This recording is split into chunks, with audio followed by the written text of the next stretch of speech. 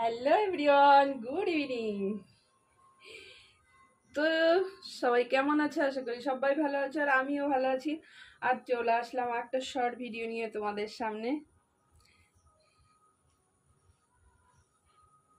তো তোমরা সবাই কেমন আছো? আশা করি সবাই ভালো আছো। আর আজকের লুকটা কেমন লাগছে অবশ্যই তোমরা কমেন্ট করে জানিও।